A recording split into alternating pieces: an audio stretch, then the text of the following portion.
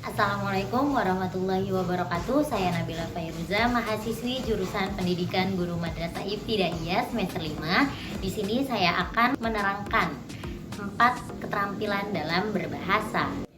Setiap hari kita menggunakan bahasa, tetapi tahukah kamu ada 4 keterampilan berbahasa yang sangat penting dalam kehidupan kita? Untuk menjadi seorang komunikator yang ahli, seseorang perlu mahir dalam 4 keterampilan berbahasa. 4 keterampilan berbahasa ini memberi kesempatan kepada siapapun untuk dapat menciptakan konteks yang tepat dalam suatu pertukaran informasi. Menguasai 4 keterampilan berbahasa juga akan meningkatkan kepercayaan diri seseorang. Yang pertama, ada keterampilan menyimak atau mendengarkan. Menyimak atau mendengarkan adalah keterampilan berbahasa untuk dapat memusatkan perhatian dan mencerna informasi-informasi yang ada.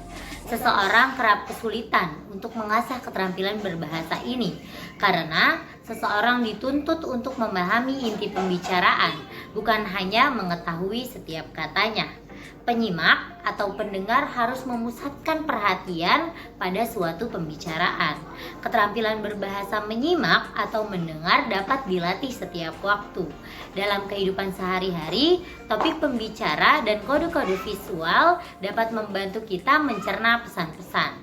Untuk melatih keterampilan berbahasa ini, kita dapat sering-sering menyimak atau mendengar diskusi dan pembicaraan yang dibawakan oleh orang-orang dengan latar belakang yang berbeda dengan kita.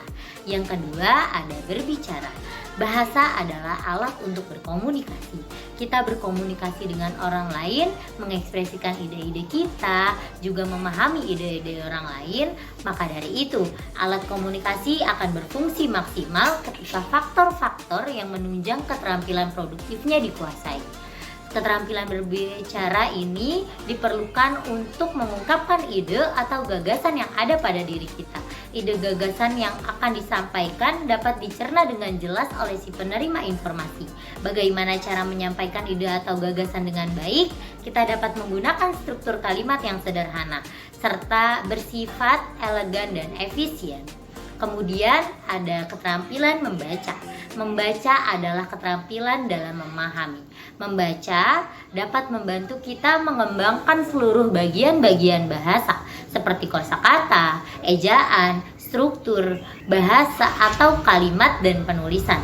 Membaca mampu meningkatkan intuisi berbahasa dengan cara yang sesuai.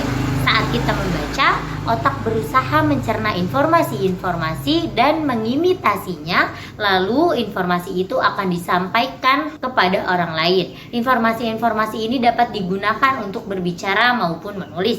Kemudian ada menulis.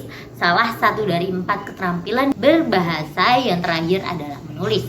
Menulis adalah kegiatan mendokumentasikan informasi dalam suatu bentuk sarana tulis.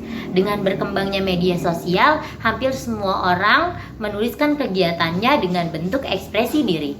Tak salah lagi, keterampilan menulis ini tampak dianggap sebagai keterampilan berbahasa yang paling perlu dikuasai. Tulisan yang bagus adalah tulisan yang paling mudah dicerna melalui penggunaan kalimat-kalimat sederhana, efektif, dan efisien.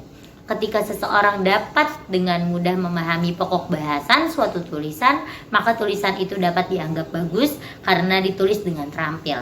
Keterampilan menulis pun tidak dapat tumbuh sendiri tanpa adanya penugasan keterampilan berbahasa yang lain.